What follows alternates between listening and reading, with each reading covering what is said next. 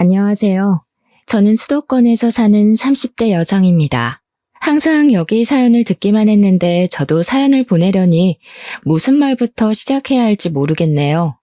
사실 얼마 전에 정말 끔찍한 사건을 하나 겪었거든요.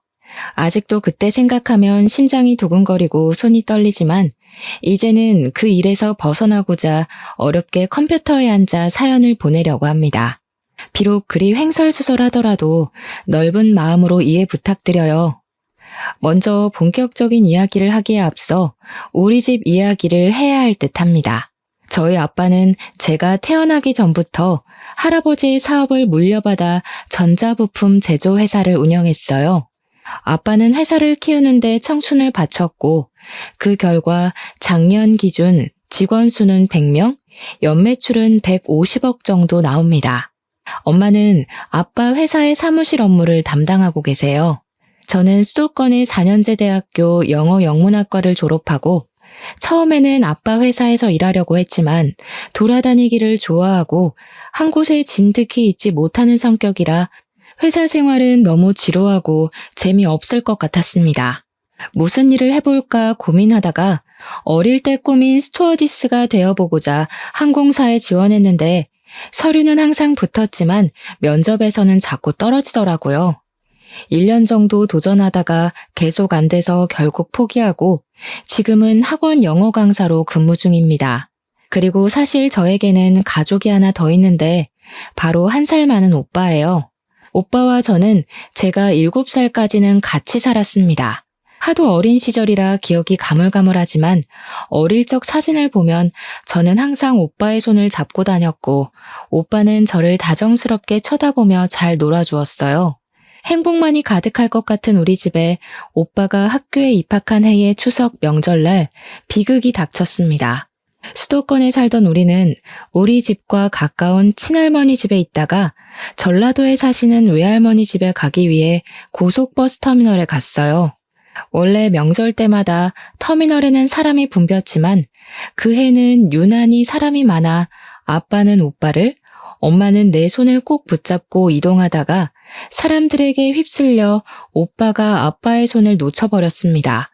아빠가 바로 오빠의 이름을 불렀지만 오빠는 증발한 것처럼 사라져버렸어요. 그 뒤로 한동안 저는 친할머니 집에 있고 부모님은 오빠의 행방을 찾으러 몇 년 동안 전국 각지를 돌며 다녔지만 오빠의 머리카락조차 발견되지 않았습니다. 오빠가 실종되고 우리 집은 몇 년간 초상집이었어요. 웃음소리도 대화 소리조차도 없었고 그저 눈물과 한숨 소리로만 가득했습니다.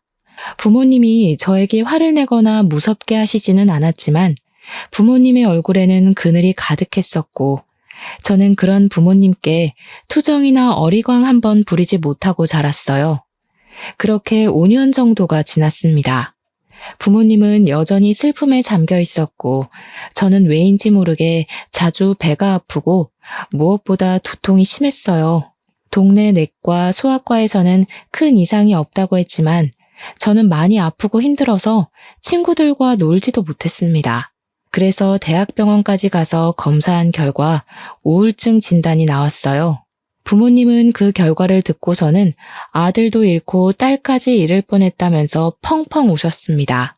그리고 그날 이후로는 부모님이 점차 달라지셨어요. 항상 무표정으로만 계시던 두 분이 제 앞에서는 항상 웃으셨고 매주 주말마다 놀이공원, 상황이 안 되면 집 앞 공원에라도 나가서 함께 시간을 보냈습니다. 여전히 부모님은 오빠를 잃은 슬픔이 크긴 했지만 적어도 제 앞에서는 이전처럼 눈물이나 한숨을 보이지 않으셨어요. 이런 부모님의 노력 끝에 저는 우울증을 극복하고 다시 밝게 살 수가 있었습니다. 물론 아직도 제 마음에는 오빠를 잃은 아픔이 있기는 했지만요. 아무튼 무사히 대학교까지 졸업하고 학원 영어 강사가 되었고 친구가 소개팅을 해줘서 남편을 만나 결혼도 했습니다. 남편은 홀어머니를 모시고 사는 외동아들이에요. 저의 시어머니는 요양원 원장님이시고 상당히 직설적으로 말하는 성격이십니다. 처음에 제가 인사를 갔을 때도 제 직업에 대해서 들어보시고는 그깟 강사가 벌면 얼마나 버냐고 하시던 분이세요. 그래도 저에게 설거지, 제사, 김장과 같은 일을 시키시지도 않았고 부당한 요구를 하시는 분은 아니시기에 크게 불편하지는 않았습니다. 남편도 저는 물론 친정 부모님께도 정말 잘했으며 집안일도 잘 도와주었어요. 결혼 후 남편과의 관계도 돈독했고 저도 강사로서 어느 정도 입지를 다지며 남부럽지 않은 신혼생활을 즐기고 있었습니다. 다만 아빠의 회사 근처에 비슷한 업종의 회사가 새로 생겨서 매출이 조금 줄어들기는 했지만 그래도 큰 타격을 입을 정도는 아니었어요. 그러던 어느 날이었습니다. 아빠의 생신을 앞두고 평일에는 다들 일하느라 한자리에 모이기 힘드니 주말에 같이 점심을 먹으며 아빠의 생신 파티를 하기로 했어요. 그런데 미리 약속했던 날 아빠와 친한 거래처 사장님의 딸이 결혼식을 하는데 제 결혼식 때도 오셨던 사장님이시라 안 갈 수가 없다고 하셔서 어쩔 수 없이 점심 약속을 저녁으로 미뤘습니다. 아빠는 결혼식을 다녀오고 저녁에 가족끼리 만났는데 아빠가 큰 고민이 있어 보이셨어요. 저는 걱정이 돼서 결혼식장에서 무슨 일 있었냐고 물었더니 아빠가 하는 말이 결혼식장에서 오빠와 닮은 사람을 만난 것 같다고 하시는 게 아니겠어요? 저와 엄마는 깜짝 놀라 무슨 소리냐고 한번 자세히 좀 말해달라고 했습니다.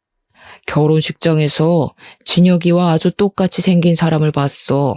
대충 겉으로 봤을 때는 지금 진혁이의 나이인 30대 초반에서 중반 정도 되어 보이고 내 젊을 때랑 아주 똑같이 생겼었어.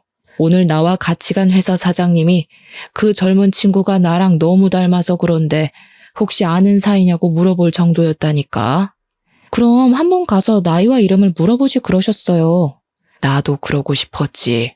그런데 예식장에는 사람이 너무 많아서 정신이 하나도 없더라고. 그래서 피로 현장에서 찾아봤는데 그냥 갔는지 안 보였어. 나중에 거래처 사장한테 아는 사람이냐고 한번 물어봐야겠어. 아이고, 내 정신 좀 보게.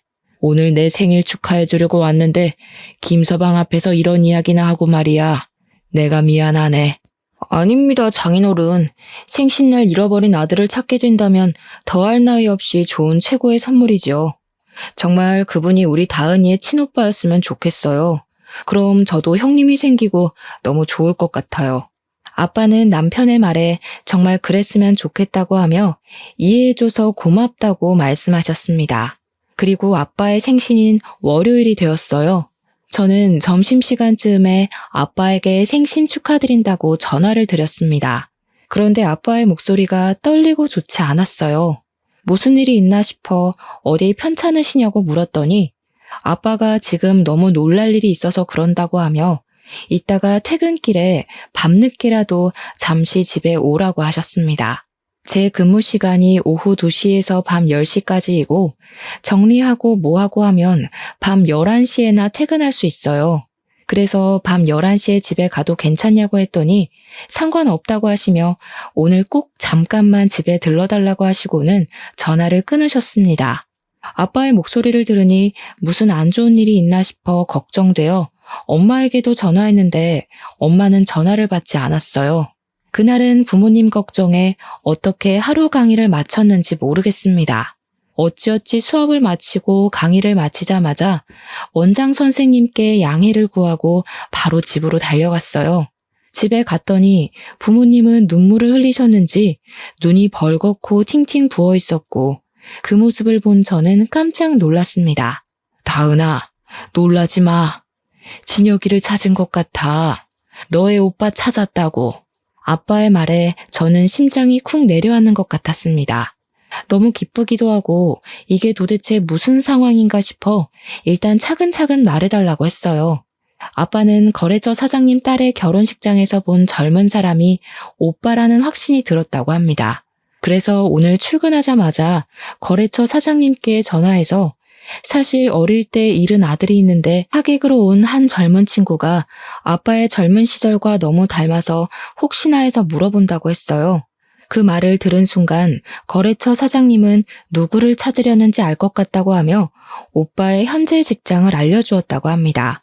알고 보니 오빠는 아빠 회사 근처에 새로 생긴 비슷한 업종의 회사 개발팀 팀장이었어요. 거래처 사장님이 오빠가 다니는 회사 사장님의 번호를 알려주셔서 아빠가 바로 사장님께 전화했고 오빠를 닮은 젊은 사람의 나이와 이름을 알 수 있는데 나이는 현재 오빠의 나이와 같은 35살이고 이름은 오빠의 이름과 같은 이진혁이었습니다. 이 사실을 안 것이 점심시간 즈음이었고 점심시간이 지난 후 아빠는 바로 그 회사로 달려가 봤지만 아쉽게도 오빠는 지금 다른 지방으로 출장 중이라 볼 수 없었어요. 하지만 사원증으로 사진은 볼 수 있었는데 사진을 보니 오빠라는 확신이 들었다고 합니다. 아빠는 회사 사장님으로부터 어떻게 오빠가 이 회사 직원으로 있을 수 있는지 그 이야기를 듣게 되었어요.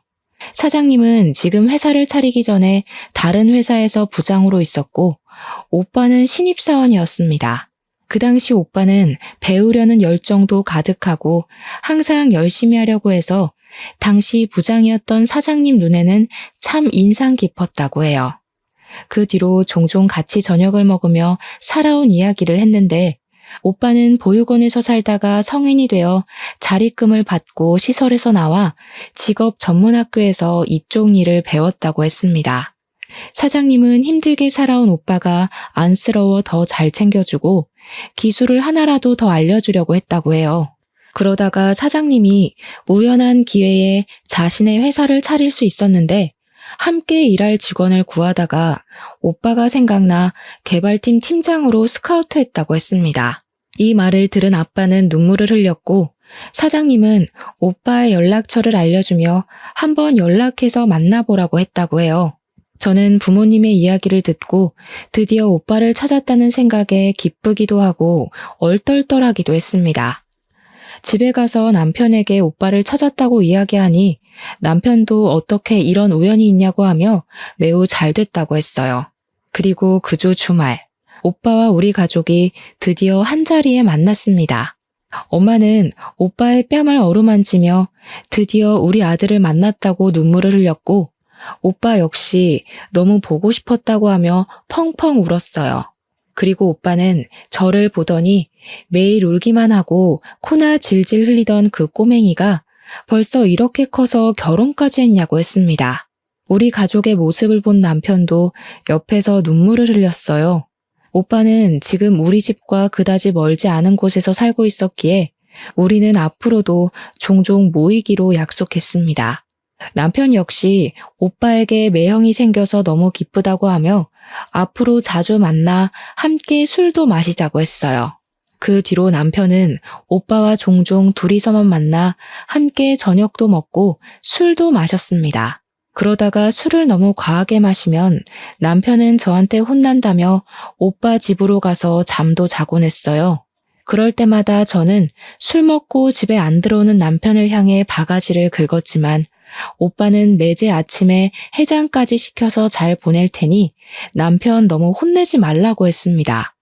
저와는 달리 부모님은 오빠와 남편이 형제처럼 잘 지내는 것 같아 너무 보기 좋다고 흐뭇해하셨어요. 그렇게 2년 정도가 지났습니다. 아빠는 이제 연세가 있으셔서 회사 운영하는 데 많이 힘들어하셨어요. 아빠는 같이 일도 하고 앞으로 회사를 물려받을 수 있을 정도로 믿을 만한 사람이 필요하다고 했습니다. 직원들도 있었고 회사 간부도 있기는 했지만 아빠는 그 사람들이 회사를 운영해 나가기에는 적합하지 않다고 생각하셨어요. 그래서 아빠는 오빠가 아빠의 회사로 오기 바랐지만 오빠는 지금 있는 회사의 사장님께 죄송해서 이직하기 어렵다고 했습니다. 이 모든 상황을 들은 남편은 장인어른의 건강이 걱정된다며 회사에 들어가서 일을 도와드리고 싶다고 했어요. 그런데 남편은 전공이 전혀 다른 쪽이고 아빠 회사는 아무래도 기계를 직접 조작하고 다뤄야 하는 일이라 처음부터 하나하나 배워야만 했습니다. 저는 남편에게 아빠 회사로 들어가면 하나부터 열까지 다 배워야만 하는 상황이라 힘들 수도 있다고 했지만 남편은 솔직히 지금 다니는 회사에는 희망이 없어 보인다며 아빠의 회사로 들어가서 기술을 배우고 싶다고 했어요. 아빠도 남편에게 회사로 들어오면 힘들 것이라고 했지만 남편은 생각이 아주 확고했고 결국 남편은 아빠의 회사에 입사하게 되었습니다. 남편은 정말 열심히 했어요. 거의 매일 자정까지 일하며 기계 조작하는 것을 배웠고 주말에도 회사에 갔습니다. 저는 너무 힘들게 일하는 남편이 안쓰러워 몸도 생각해가며 일하라고 했지만 남편은 지금 빨리 일을 배워야 한다며 그 누구보다 열심히 했어요. 그러나 회사 사람들은 남편을 인정해주지 않았습니다. 일부러 남편 앞에서는 전문 용어를 써서 남편이 하나도 못 알아듣게 하고 회사 내의 중요한 일도 남편에게 말해주지 않는다고 해요. 남편은 그 사람들에게 인정받으려면 빨리 일을 배워야 한다고 하며 이 악물고 정말 열심히 일했습니다. 아빠도 그런 남편의 모습을 아주 좋게 보셨고 아직은 남편이 회사에서 일을 맡아서 할 정도는 아니지만 조금 더 있으면 회사에 큰 도움이 될 수 있을 것 같다며 칭찬을 하셨어요. 그러다가 명절이 왔습니다. 원래 시댁이 우리 집에서 1시간 거리라서 한 달에 한 번꼴로 시댁에 갔었는데 남편이 아빠 회사로 들어가고 나서는 거의 넉 달 만에 시댁에 간 상황이었어요. 시어머니는 오랜만에 본 남편을 보며 한숨을 푹 쉬셨습니다. 우리 준석이 얼굴이 아주 반쪽이 됐네. 예, 우리 준석이가 너네 아빠 회사에서 일하는데 무슨 일반 사람들처럼 그렇게 일을 시키니? 아무래도 아빠 회사는 기술이 필요한 회사라 아직은 배우느라 그래요. 다들 이쪽 업계에서 10년, 20년은 되신 분들인데 이분들과 함께 일하려면 아무래도 남편도 열심히 해야죠. 그래서 저와 남편이 힘들 수 있다고 남편을 말렸는데 남편이 굳이 아빠 회사에 들어갔네요. 어머, 얘 좀 보게. 얘, 아무리 그래도 준석이가 사장님의 사위인데 그냥 한 자리 하나 주면 안 되니? 누가 들으면 무슨 너네 아빠 회사가 대기업인 줄 알겠다. 그래봤자 동네 구멍가게 수준인 가게인데 뭘 그리 따지고 드니? 그냥 빨리 딸인 네가 너네 아빠한테 우리 아들한테 부장이나 차장 같은 자리 하나 주라고 말해봐. 그래야 빨리 우리 아들도 사장도 하고 하지 않겠어? 너도 기왕이면 사장 와이프면 좋잖아. 우리 아들 그래도 수도권에 4년제 대학도 나오고 이전 회사에서 그래도 인정받으면서 살던 애인데 너무 고생해서 안쓰럽다. 어머니, 지금 어찌어찌해서 남편이 관리직에 앉았다고 해도 기술에 대해서 전혀 모른다면 분명히 사람들에게 무시당할 거예요. 그런 것 때문에 아빠도 남편에게 쉽게 관리직 자리를 못 주시는 거고요. 참 네가 융통성 없는 게 네 아빠 닮아서 그런가 보다. 아휴, 내가 말을 말아야지. 우리 준석이만 고생이네. 시어머니는 살 빠진 남편의 모습에 크게 안타까워했습니다. 시어머니의 말이 좋게 들리지는 않았지만 남편이 아빠 회사 다니며 고생을 해서 살이 빠진 것이 사실이기에 별다른 할 말이 없었어요. 그냥 남편이 건강을 잃지 않도록 잘 내조하겠다고 말했습니다. 그런데 시어머니가 그 뒤로도 명절 내내 우리 아들 안쓰럽다며 이야기를 했고 처음에는 저도 같이 안쓰러운 마음이 들었으나 점점 듣기 힘들었고 슬슬 짜증이 났어요. 이런 제 마음을 알았는지 남편도 시어머니에게 그만하라고 했고 남편의 말에 시어머니는 이야기는 하지 않았는데 집에 갈 때 보니 시어머니가 울고 있었습니다. 왜 우시냐고 했더니 준석이가 너무 안쓰럽다고 하며 너네 아빠한테 잘 이야기해서 얼른 관리직 하나 달라고 했어요. 그래도 30대 중반인데 아직도 그렇게 남의 밑에서 고생하며 일하는 게 너무 안쓰럽다면서요. 저는 그날 시댁에서 나오면서 남편에게 혹시라도 버티기 어려울 정도로 힘들면 언제든지 말하라고 했습니다. 남편은 이제 일도 조금씩 손에 익고 괜찮다고 하며 열심히 해보겠다고 하는데 남편을 보니 뭔가 고맙기도 했고 마음이 짠하기도 했어요. 그렇게 1년 정도 지나자 아빠 회사 임직원들이 드디어 남편을 인정해주기 시작했습니다. 하루는 회식을 갔다가 남편이 아주 기분 좋아서 오는 거예요. 회식 때 무슨 좋은 일 있었냐고 했더니 오늘 회식 자리에서 부장님이 사과했다는 겁니다. 무슨 소리냐고 하니 부장님이 그동안 사장님의 사위인데다가 이쪽 업계에서는 한 번도 일해보지 않았다고 해서 낙하산으로 오해했는데 지난 1년간 정말 열심히 일하는 것을 봤다며 오해해서 미안했다고 말했다는 것이에요. 부장님의 말에 다른 직원들도 자신들도 오해했다고 하며 남편에게 사과했다고 합니다. 남편은 역시 진심은 통하는 것 같다며 뿌듯해했고 그 뒤로는 회사 사람들과 잘 어울렸고 대리로 승진도 했어요. 남편이 대리가 되고 얼마 지나지 않았을 때 아빠와 오빠 회사에 큰 변화가 생겼습니다. 이런저런 복잡한 사정으로 인해 오빠의 회사가 아빠의 회사로 인수합병이 돼서 오빠가 아빠의 회사에서 일하게 되었어요. 오빠가 다니던 회사와 아빠가 운영하시던 회사는 거의 같은 부품을 제조하는 업체이고 부품을 제조하는 기계 역시 거의 같았습니다. 그래서 오빠는 회사 일에 쉽게 적응할 수 있었고 일을 너무 잘했어요.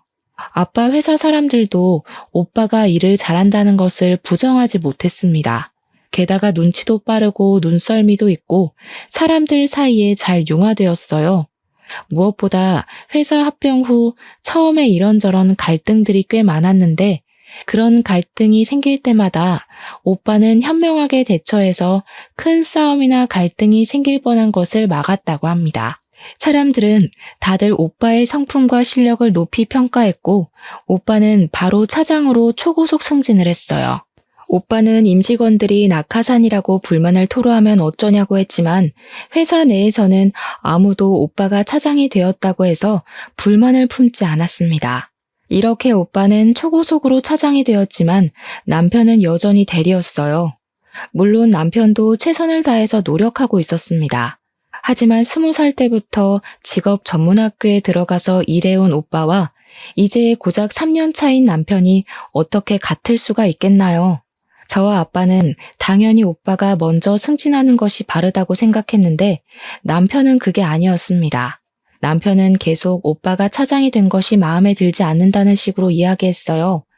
하루는 남편이 퇴근하고 집에 왔는데 투덜대는 것입니다. 장인어른 정말 너무하시는 거 아니야? 아무리 형님이 이쪽 업계에서 일했다고는 하지만 그래도 어떻게 차장까지 바로 승진시킬 수가 있어? 장인어른도 그러고 회사 사람들도 다들 형님한테 홀라당 홀려서는 보니까 기계 조작하는 것도 나랑 별반 다른 것도 없더구만. 어떻게 형님은 바로 차장이고 나는 아직도 대리 나부랭이냐고. 나도 이렇게 노력하고 있는데 말이야. 과장이라도 시켜줘야 하는 거 아니야? 나도 아빠한테 대충 회사 상황은 들었는데 솔직히 여보가 열심히 했던 것은 인정하지만 오빠는 지금 이 업계에서 20살 때부터 일해왔던 반면에 여보는 이제 고작 3년이야. 이런 상황에서 여보가 오빠보다 더 인정받기를 원한다는 것은 욕심 아닐까? 그리고 오빠가 차장이 된 것에 대해 불만을 가지는 직원도 아무도 없다면서 왜 여보만 그렇게 불만이야? 솔직히 나는 기계 어떻게 조작하는지 어떤지 아무것도 모르기는 하지만 그래도 아빠와 회사 직원들이 다들 인정했다면 여보보다 오빠가 더 실력이 있다는 뜻 아닐까? 말을 말자 말을 마라. 너도 이씨 집안이니 당연히 너네 오빠가 먼저 차장되는 게 당연하다고 생각하는 거겠지. 남편은 제 말에 수긍하지 못하고 혼자 씩씩대더니 작은 방으로 문 닫고 들어가 버렸습니다. 그 뒤로 남편은 나오지 않았고 저는 남편이 이 정도까지 화를 내는 것이 이해가지 않았어요. 그렇게 밤이 되고 저는 혼자 큰 방에서 잠을 잤습니다. 잠을 자다가 새벽에 목이 말라 거실로 나왔는데 남편이 누군가와 통화 중이었어요. 저는 이 새벽에 누구와 통화 중인가 싶어서 몰래 엿들었는데 대충 대화 내용을 들어보니 시어머니와 통화를 하고 있었습니다. 남편은 시어머니에게 우리 아빠의 회사를 물려받아 사장 자리에 한번 앉아볼 생각으로 왔는데 갑자기 형님 그러니까 우리 오빠가 등장하는 바람에 일이 다 틀어졌다고 말을 했어요. 그러면서 우리 오빠가 나타나지만 않았어도 자신이 승승장구해서 사장까지 됐을 텐데 이렇게 찬밥 신세가 된 것이 억울하다며 오빠가 콱 죽었으면 좋겠다고까지 말했습니다. 시어머니는 남편의 말에 화가 잔뜩 난 듯했고 우리 아빠에 대해 좋지 않은 이야기까지 하는 듯했어요. 이 이야기를 들은 저는 너무 충격이었습니다. 남편이 갑자기 아빠의 회사에서 일한다길래 저는 정말 아빠를 돕고 싶어서인 줄로만 알았는데 사장 자리까지 생각한 줄은 몰랐어요. 게다가 오빠 때문에 자신이 사장을 못할 것 같은 상황이 되자 오빠가 죽었으면 좋겠다고까지 말하는 것이 충격이다 못해 섬뜩했습니다. 저는 방문을 열려다가 남편의 목소리가 너무 격양되어 있어서 일단 못 들은 척하고 다시 조용히 큰 방으로 갔어요. 저는 이 상황을 어찌해야 할지 몰라 밤새 고민을 하다가 남편이 출근한 후 바로 아빠에게 전화했습니다. 아빠는 안 그래도 저에게 할 말이 있어서 전화하려고 했다고 했어요. 사실은 말이다. 김서방이 요새 회사 내의 소문이 정말 안 좋아. 자신이 사장님의 사위라서 회사를 물려받을 것이라고 하며 회사 사람들에게 갑질하고 회사 사람들을 무시하고 다닌다더구나. 게다가 새로 들어온 사무실 여직원이 있으면 자신이 이 회사 사장이 될 것이라고 하며 따로 만나서 밥 먹고 술 먹고 하나 봐. 요새 김서방 집에는 일찍 들어오니? 아니요, 거의 매일 일해야 하느라고 늦게까지 일했어요. 여전히 밤 11시나 돼야 집에 와요. 근데 매일 회사 사람들과 밥을 먹으면서 반주한다고는 했어요. 그래서 저는 일하고 밥을 먹으면서 간단히 한잔하고 오는 줄 알았어요. 야근은 무슨, 매일 칼퇴근하고 있어. 아마 사무실 여직원이랑 같이 밥 먹는 것 같아. 어찌됐건 나는 김서방에게 회사 경영을 절대 맡기지 않을 것이고 회사 관리직으로 앉힐 생각도 없어. 아무리 가족이라고 해도 가족과 회사는 엄연히 다른 거야. 네가 서운해하지 않았으면 좋겠구나. 사실 저도 아빠에게 드릴 말씀이 있어요. 어제 남편이 시어머니와 통화하면서 남편이 아빠 회사를 물려받아 사장이 되고 싶었는데 갑자기 오빠가 나타나는 바람에 일이 다 그르쳤다고 했어요. 심지어 오빠가 죽었으면 좋겠다고까지 하더라고요. 그래서 저도 아빠에게 이 사실을 알리려고 전화했어요. 아빠도 내 말에 적잖이 충격을 받으셨고 저 역시 남편과 앞으로 어떻게 해야 하나 고민을 했습니다. 그 뒤로 저와 남편은 한 집에서 살지만 남남처럼 지냈어요. 남편은 매일 밤 1시에서 2시 정도에 들어와서 아침 6시에 나갔습니다. 남편과 대화를 해보려고 해도 집에 오면 바로 작은 방에 문을 닫고 들어가 버리고 저랑은 눈도 마주치지 않으려고 해서 대화조차 할 수가 없었어요. 그러다가 주말이 되었습니다. 아침 10시쯤에 일어났는데 남편은 일찍부터 어디론가 나가서 보이지 않았어요. 남편이 한 번씩 주말에 운동하러 나갔다가 오후 늦게 집에 들어왔었기에 당연히 남편이 운동하러 갔을 것으로 생각했습니다. 저 혼자 간단히 밥을 먹으려고 준비하고 있을 때 엄마에게 전화가 왔어요. 겉절이랑 남편이 좋아하던 갈비찜도 하고 밑반찬 몇 개 했다고 하시며 아빠와 함께 집에 잠깐 들려도 되겠냐고 하셨습니다. 저는 지금 남편 없으니 집에 오시라고 했어요. 잠시 후 엄마와 아빠가 갈비찜에 겉절이에 밑반찬을 한가득 들고 오셨습니다. 부모님은 집에 오시자마자 냉장고 앞으로 가셔서는 냉장고에 반찬들을 하나하나 넣어주셨어요. 그러고 있는데 밖에서 비밀번호 누르는 소리가 들렸습니다. 저는 당연히 남편인 줄 알고 현관으로 갔는데 남편과 시어머니가 함께 서 있었어요. 시어머니는 저를 보자마자 뺨을 때렸습니다. 내가 저번 명절 때 분명히 말했지? 너네 아빠한테 말해서 얼른 관리직이라도 한 자리 달라고 말이야. 아니 지금 너네 아빠 회사에 다닌 지 몇 년이 됐는데 아직도 대리 나부랭이가 뭐니? 너네 오빠인가 뭔가 하는 사람은 들어온 지 한 달 만에 차장 달았던데. 솔직히 너네 아빠 너무한 거 아니냐? 아빠도 다 생각이 있으셔서 그렇게 하시는 거죠. 아무리 그래도 그렇지 이렇게 막무가내로 오셔서 갑자기 제 뺨을 때리시는 건 너무하신 거 아니에요? 뭐가 너무해? 나 지금 너 머리채도 잡고 싶은 거 간신히 참고 있다. 아니 도대체 그깟 구멍가게에서 왜 그리 관리직 자리를 안 줘? 지금 당장도 우리 아들 사장 자리에 앉혀놓으면 잘할 텐데 왜 우리 아들을 못 믿고 그렇게 노예처럼 부려먹냐고. 그리고 네 오빠라는 사람은 솔직히 몇십 년 만에 만났으면 남남 아니야? 네 오빠라는 사람한테는 한 달 만에 차장 자리 주고 3년 가까이 일한 우리 아들은 아직도 대리이고. 이게 말이 된다고 생각해? 손을 놓쳐서 사라졌으면 평생 죽은 듯이 살았어야지. 왜 갑자기 나타나서는 우리 아들 앞길을 방해하고 난리야? 에이, 그냥 보육원에서 죽어버리지. 시어머니는 우리 아들이 아직도 대리인 게 말이 되냐며 이거는 명백한 차별이라고 소리를 고래고래 질렀습니다. 부엌에서 음식을 정리하고 있던 부모님은 시끄러운 소리에 현관으로 오셨고 시어머니의 말에 화가 많이 나 보이셨어요. 사돈, 지금 이게 무슨 말씀입니까? 터진 입이라고 그딴 말 짓거려도 되는 겁니까? 어떻게 말을 그따위로 할 수가 있어요? 아이고, 두 분 다 여기 계셨네요. 마침 잘 됐네요. 우리 어디 한번 솔직히 까놓고 하나하나 따져봅시다. 아니 도대체 준석이가 뭐가 그리 부족합니까? 네? 3년 동안 그렇게 그쪽 회사에서 죽어라 일했는데 사장 자리는 못 내줄 망정 아직도 대리냐고요.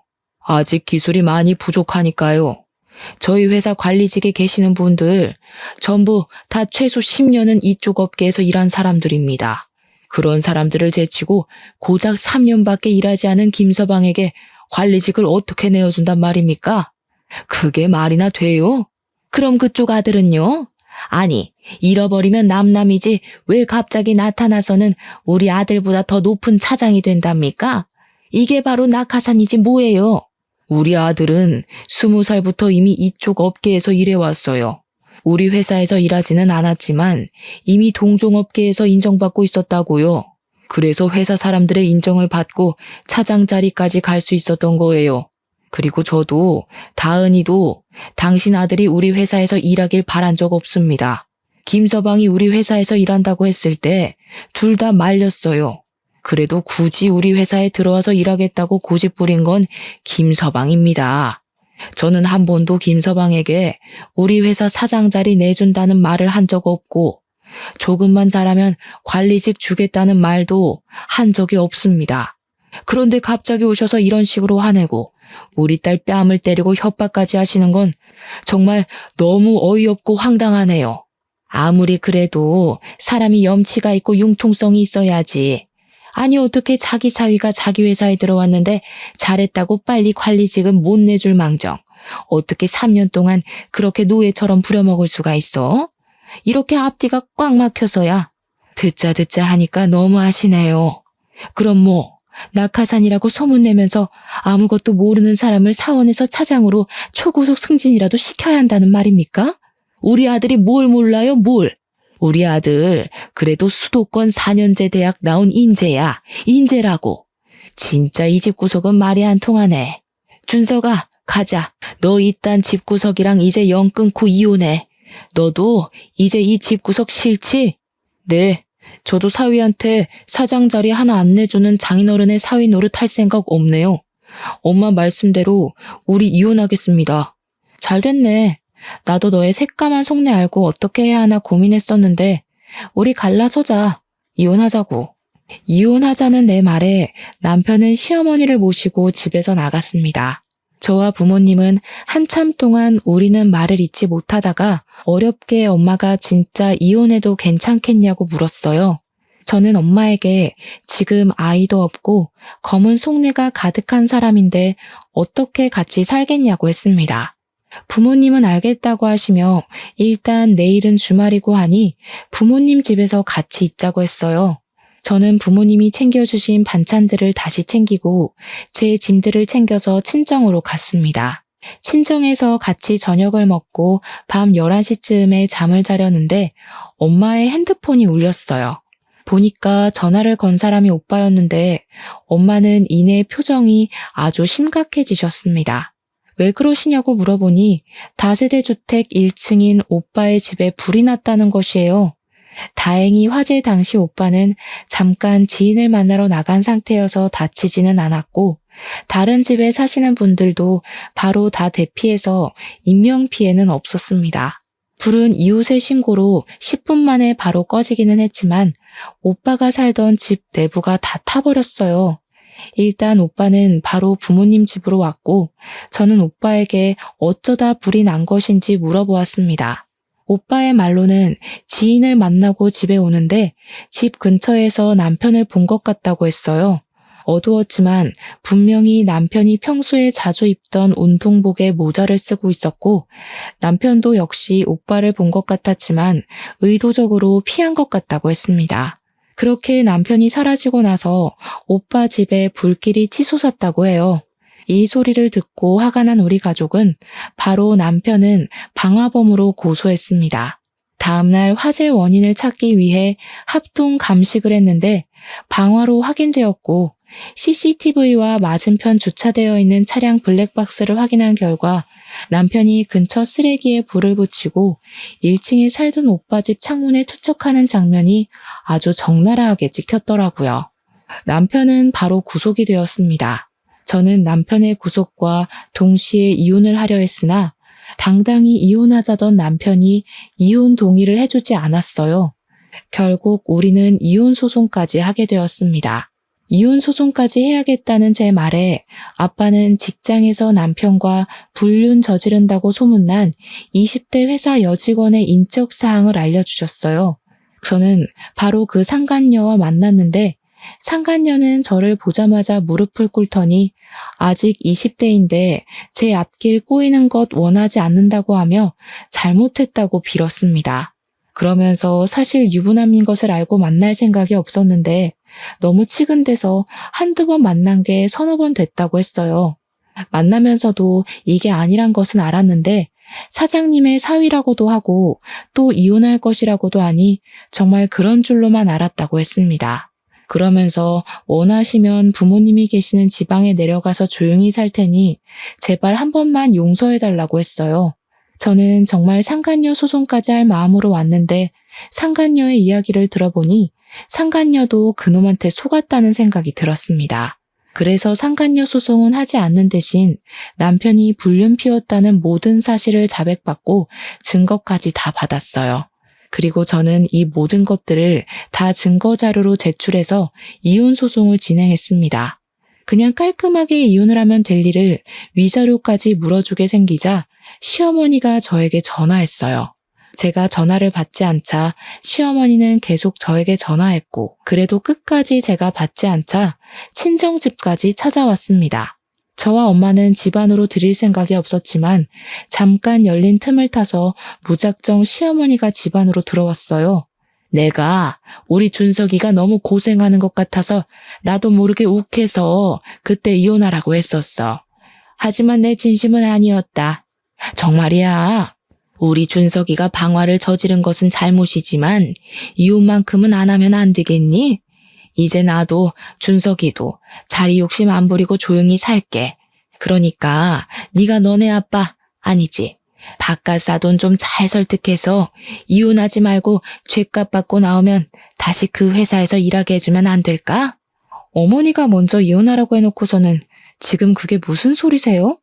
그리고 어릴 때 잃어버리고 몇십 년 만에 찾은 우리 오빠한테 죽었으면 좋겠다느니 그런 막말을 하셔놓고 어떻게 용서를 바라시나요? 남편이 아빠 회사 여직원과 불륜까지 저질렀다는 거 알고 계시죠? 그런데도 제가 이 모든 것을 다 용서하고 옥바라지까지 해가며 같이 살라고요? 저는 절대 못합니다. 이혼 소송까지 해서 위자료까지 받을 거예요. 아시겠어요? 너 정말 너무하는구나. 그래도 이 어른이 이렇게 사과하러 왔는데 그냥 좀 넘어가주면 안 되냐? 정말 융통성은 1도 없는 집구석이라니까. 뭘 잘했다고 사과를 받아줘요? 당신 때문에 어렵게 찾은 우리 아들이 죽을 뻔했는데 당신 같으면 용서가 되겠어요? 참나, 우리는 법대로 할 테니까 그만 여기서 설치고 나가요. 꼴도 보기 싫으니까. 난 안 나가. 당신들이 이혼 소송 취하해 줄 때까지 안 나간다고. 시어머니는 정말 우리 집에서 안 나갈 기세로 대자로 누워 시위했습니다. 엄마는 시어머니를 내쫓으려다가 힘에서 밀리자 어쩔 수 없이 경찰을 불렀고 시어머니는 결국 경찰들의 손에 끌려 나갔어요. 저와 엄마는 이렇게나 끝까지 막말하고 뻔뻔한 시어머니를 가만히 둘 수가 없었습니다. 생각해보니까 옛날에 시어머니 요양원에 몇 번 갔다가 얼핏 봤는데 주방 직원분들이 위생모나 앞치마를 착용 안 하고 주방 상태도 엉망이었던 것이 생각났어요. 그래서 식품위생법 위반으로 시어머니의 요양원을 신고해버렸고 그 결과 영업정지 2개월 처분을 받았습니다. 안전모 앞치마 미착용은 당연하고 썩은 과일들을 값싸게 떼어와서 면역력이 취약한 노인들에게 급식으로 먹였던 것이 다 탄로났어요. 영업정지 처분을 받은 시어머니는 바로 저에게 전화해서 쌍욕을 했고 저는 시어머니의 찰진 욕소리를 그대로 녹음해서 시어머니의 지역 신문에 투고했습니다. 그러자 그곳에 부모님을 요양시킨 보호자들이 난리가 났고 요양원 직원들도 시어머니의 막말에 도저히 일을 못하겠다며 전부 퇴사해버렸어요. 그 결과 요즘 같은 고령화 시대에 보기 드물게 요양원이 폐원했답니다. 이러한 일이 있고 나서 적지 않은 시간이 흘렀어요. 저는 지금 친정 부모님과 함께 살며 친정 아빠 회사로 들어가 사무실 직원으로 일하고 있습니다. 오빠는 여전히 회사에서 인정받으며 열심히 일하고 있어요. 남편은 이혼 소송에서 패소해서 위자료를 지급해야 했고 방화죄로 징역 2년이 선고되었습니다. 그리고 요양원이 폐원되는 바람에 당장 돈벌이도 잃고 아들의 옥바라지까지 해야 할 처지가 된 시어머니는 살던 집도 팔아버리고 허름한 원룸 하나 구해서 겨우 살고 있다고 해요. 이렇게 자리 욕심에 눈이 멀었던 전 남편과 전 시어머니는 해서는 안 될 잘못을 저질러 지금 죗값을 톡톡히 받고 있습니다. 아직도 저와 부모님은 오빠의 집에 불이 난 그날을 생각하면 두 손이 벌벌 떨리고 심장이 쿵 내려앉아요. 그때 오빠가 밖에 있어서 다행이었지. 만약에 집안에 있었다면 어렵게 찾은 오빠를 다시 영원히 못 볼 뻔한 것이잖아요. 부모님이 몇십 년 만에 오빠를 찾고 나서 기쁨의 눈물을 흘린 것을 옆에서 봤음에도 이런 일을 벌인 전 남편을 저는 평생 원망하고 증오하며 살 것 같습니다. 부디 저와 제 가족이 겪는 불행은 이것으로 마무리되었으면 좋겠어요. 실종, 방화라는 엄청난 사건을 겪었으니 이제는 우리 가족에게 꽃길만 펼쳐지길 바라며 저의 사연을 마칩니다. 감사합니다.